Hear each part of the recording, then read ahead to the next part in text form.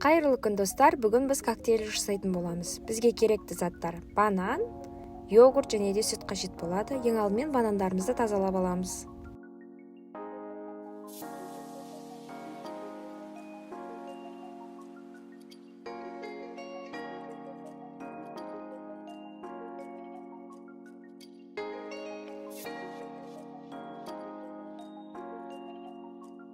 Тазаланған банандарымызды ары қарай осылай кубик ретінде кішігірім етіп турап алатын боламыз.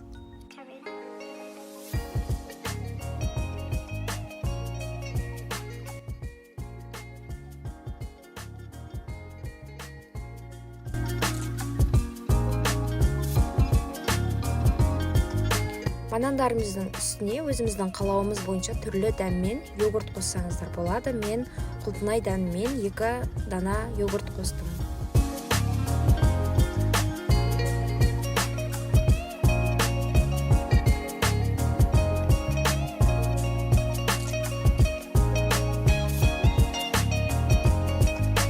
Дайын болған қоспамыздың үстіне 500 немесе 400 мл сүт қосамыз.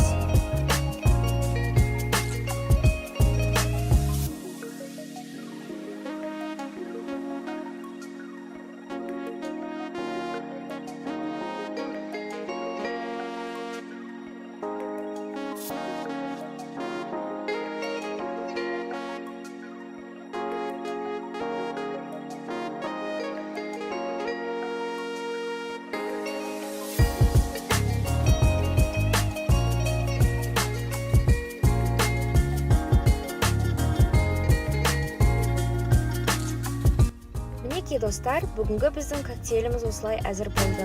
Барлығы өте тиімді бағада және табиғи өнімдер. Барлықтарыңызды жасап көруге шақырамын. Менің каналыма тіркеліп, лайк